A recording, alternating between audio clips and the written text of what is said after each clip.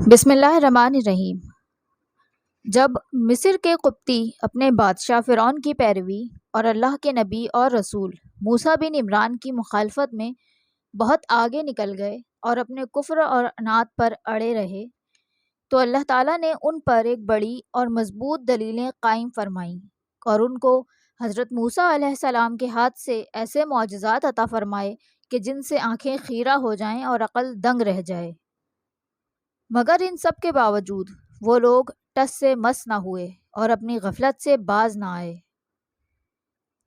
اب موسیٰ علیہ السلام نے اپنی قوم کو اللہ پر اعتماد اور توکل اور اس سے مدد طلب کرنے کا حکم دیا اور اس کے ساتھ پناہ لینے کی تلقین بھی کی۔ سورہ یونس آیت نمبر 84 سے 87 میں آیا ہے، موسیٰ نے کہا کہ بھائیوں، اگر تم خدا پر ایمان لائے ہو اور دل سے فرما بردار ہو تو اسی پر بھروسہ رکھو۔ تو وہ بولے کہ ہم خدا پر ہی بھروسہ رکھتے ہیں۔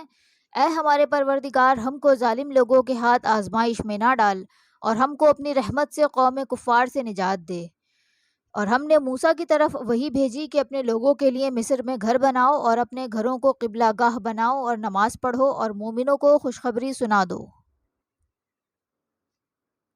اللہ تعالیٰ نے موسیٰ علیہ السلام پر وحی نازل فرمائی تھی کہ وہ قبطیوں کے گھر سے الگ اپنے گھر بنائیں، تاکہ جب انہیں کوچ کرنے کا حکم ملے تو وہ جلدی تیار ہو سکیں اور ایک دوسرے کو پہچان سکیں، اور کثرت سے صبر اور نماز کے ساتھ اللہ کی مدد مانگیں۔ اسی سے آگے سورہ یونس کی اگلی آیات 88 سے 79 میں آتا ہے، اور موسیٰ نے کہا، اے پروردگار، تو نے فرعون اور اس کے سرداروں کو دنیا کی زندگی میں ساز و سامان اور مال و زر دے رکھا ہے۔ ان کا مال یہ ہے کہ وہ تیرے راستے سے گمراہ کر دیں۔ اے میرے پروردگار، ان کے مال کو برباد کر دے اور ان کے دلوں کو سخت کر دے کہ یہ لوگ ایمان نہ لائیں جب تک عذاب علیم نہ دیکھ لیں۔ فرمایا، تمہاری دعا قبول کر لی گئی تو تم ثابت قدم رہنا اور بے عقلوں کے راستے پر نہ چلنا۔ سامعین، یہ تھی وہ عظیم بد دعا جو موسیٰ علیہ السلام نے فرعون اور اس کی قوم کے لیے کی تھی، اور اس بد دعا کو اللہ تعالیٰ نے فوراً قبول کیا تھا اور تسلی بھی دی تھی، کیونکہ دعا مانگنے والے ایسے نبی تھے جو اللہ سے کلام کا شرف رکھتے تھے اور کلیم اللہ کہلاتے تھے، اور اس دعا پر آمین کہنے والے ان کے بھائی ہارون علیہ السلام تھے، وہی ہارون علیہ السلام کہ جن کو موسیٰ علیہ السلام نے دین کی مدد کے لیے اللہ تعالیٰ سے رسول بنانے کی سفارش کی تھی۔ تو یہ کیسے ممکن تھا کہ دو نبیوں کی اکٹھی کی گئی دعا فوراً قبول نہ ہوتی؟ مختلف مفسرین کے مطابق اس دعا کے نتیجے میں فرعون اور اس کی قوم کا تمام مال اور آسائشیں، ان کی تمام کھیتیاں پتھر کی بن گئی تھیں، حتیٰ کہ ان کا کھانا بھی پتھر کے ٹکڑوں میں بدل گیا تھا۔ مفسرین اور اہل کتاب نے لکھا ہے کہ بنی اسرائیل نے فرعون سے اپنے عید کے تہوار میں جانے کی اجازت مانگی تو فرعون نے ان کو اجازت دے دی، مگر وہ انہیں جانے دینے پر راضی نہ تھا، جبکہ دوسری جانب حقیقت یہ تھی کہ یہ بنی اسرائیل کی قوم اور موسیٰ علیہ السلام فرعون کے علاقے سے نکل جانے کے لیے تیار ہوئے تھے، اور انہوں نے فرعون کے ساتھ چال چلی تھی۔ سورہ شعراء آیت نمبر 52 سے 68 میں ذکر ہے، اور ہم نے موسیٰ کی طرف وحی بھیجی کہ ہمارے بندوں کو رات کو لے کر نکلو کہ فرعون کی طرف سے تمہارا تعاقب کیا جائے گا۔ فرعون نے اپنے ہرکارے روانہ کر دیے اور کہا کہ یہ تھوڑی جماعت ہیں اور ہمیں غصہ دلاتے ہیں، ہم بڑی جماعت ہیں اور چوکنے رہنے والے ہیں۔ تو ہم نے ان کو باغوں اور چشموں سے نکال دیا اور خزانوں اور نفیس مکانات سے بھی، اور ان چیزوں کا وارث بنی اسرائیل کو کر دیا۔ تو انہوں نے سورج نکلتے یعنی صبح کو ان کا تعاقب کیا۔ جب دونوں آمنے سامنے ہوئے تو موسیٰ کے ساتھی کہنے لگے کہ ہم پکڑ لیے گئے۔ موسیٰ نے کہا، ہرگز نہیں، میرا پروردگار میرے ساتھ ہے، وہ مجھے راستہ دکھائے گا۔ اسی وقت ہم نے موسیٰ کی طرف وحی بھیجی کہ لاٹھی دریا میں مارو، تو دریا پھٹ گیا اور پہاڑ کے ٹکڑوں کی طرح ہو گیا، اور دوسروں کو ہم نے وہاں قریب کر دیا، اور موسیٰ اور ان کے ساتھیوں کو بچا لیا اور دوسروں کو ڈبو دیا۔ بے شک اس قصے میں نشانیاں ہیں، لیکن اکثر ایمان لانے والے نہیں ہیں، اور تمہارا پروردگار تو غالب اور مہربان ہے۔ علماء تفسیر نے لکھا ہے کہ جب فرعون اپنے لشکر کو لے کر بنی اسرائیل کو پکڑنے کے لیے نکلا تو وہ بہت زیادہ تعداد پر مشتمل تھے، یہاں تک کہ ایک قول کے مطابق اس لشکر میں 1,00,000 تر مشکی گھوڑے تھے اور لشکر کی تعداد 16 لاکھ سے بھی زیادہ تھی، جبکہ بنی اسرائیل کی تعداد بچوں کے علاوہ 6 لاکھ کے قریب تھی۔ فرعون اپنے لشکروں کے ساتھ بنی اسرائیل سے جا ملا۔ جب دونوں جماعتیں ایک دوسرے کے سامنے آ گئیں اور کوئی شک باقی نہ رہا اس صورتحال میں کہ لڑائی کے سوا کوئی صورت نظر نہیں آتی تھی، ایسے ہی خوف و ہراس کے عالم میں موسیٰ کے ساتھیوں نے کہا کہ ہم پکڑ لیے گئے ہیں، کیونکہ اب وہ ایک ایسی صورتحال میں تھے کہ جہاں آگے سمندر تھا اور پیچھے فرعون کا لشکر حملہ آور ہونے کے لیے آ رہا تھا۔ اس صورتحال میں سمندر میں غرق ہو جانے کے سوا کوئی چارہ نہیں تھا۔ بنی اسرائیل خوف اور دہشت کی حالت میں کھڑے تھے۔ اب قوم بنی اسرائیل نے بے بسی کے ساتھ موسیٰ علیہ السلام سے شکوہ کیا تو آپ نے کہا کہ نہیں، ایسی بات نہیں ہے، میرے ساتھ میرا رب ہے، وہ ضرور میری رہنمائی کرے گا۔ اب آپ آگے بڑھے اور سمندر کے سامنے جا کھڑے ہوئے۔ سمندر کے آگے جا کر آپ نے فرمایا کہ یہی وہ جگہ ہے جس کا مجھے حکم دیا گیا ہے۔ اس وقت آپ کے بھائی ہارون علیہ السلام اور یوشع بن نون بھی آپ کے ساتھ تھے۔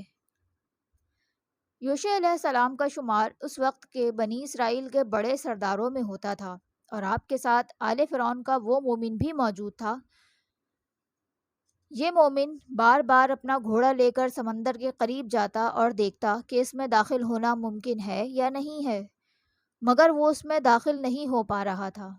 پھر وہ موسیٰ علیہ السلام کو کہتا کہ اے اللہ کے نبی، کیا یہی وہ جگہ ہے جہاں کا اللہ نے آپ کو حکم دے رکھا ہے؟ آپ پھر فرماتے کہ ہاں، یہی وہ جگہ ہے۔ حالات سخت سے سخت ترین ہوتے گئے اور معاملہ سنگین صورت اختیار کر گیا۔ فرعون اور اس کا لشکر ہر طرح کے اسلحے سے لیس ہو کر موسیٰ علیہ السلام کے قریب پہنچ گئے۔ آنکھیں ڈبڈبا گئیں اور دل حلق میں جا پہنچے۔ ہر طرف بے بسی ہی بے بسی تھی۔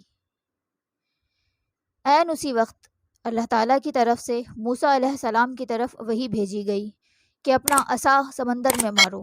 موسیٰ علیہ السلام نے اپنا عصا سمندر میں مارا تو وہ پھٹ گیا اور پہاڑ کے بڑے ٹکڑوں کی طرح الگ ہو گیا۔ یہ رب العالمین کی قدرت تھی کہ سمندر کا پانی پہاڑوں کی طرح سیدھا کھڑا ہو گیا تھا۔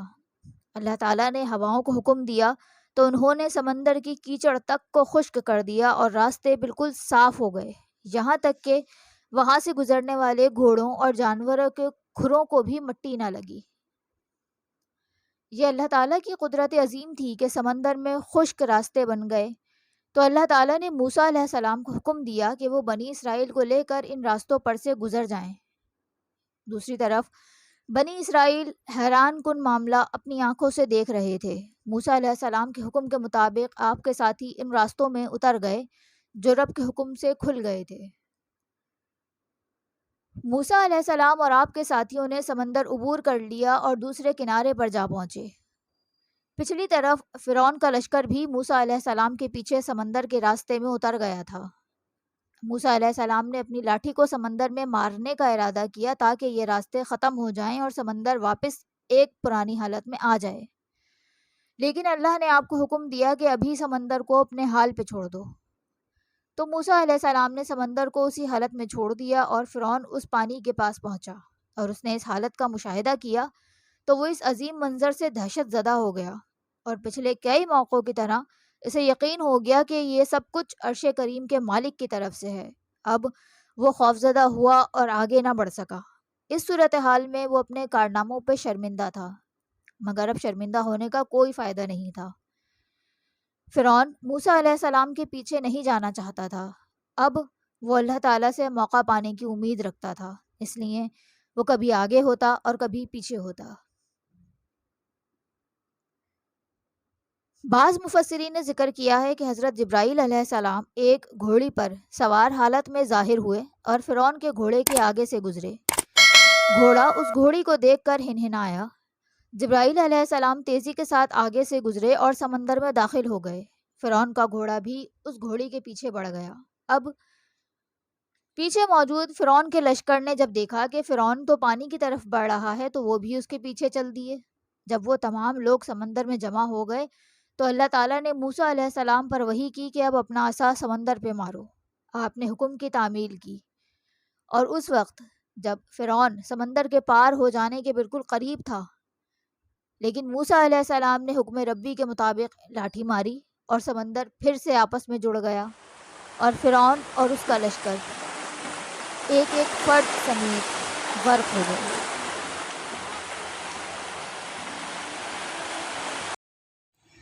قصص الانبیاء مکمل سننے کے لیے اس چینل کو سبسکرائب کریں اور دوسروں کے ساتھ ضرور شیئر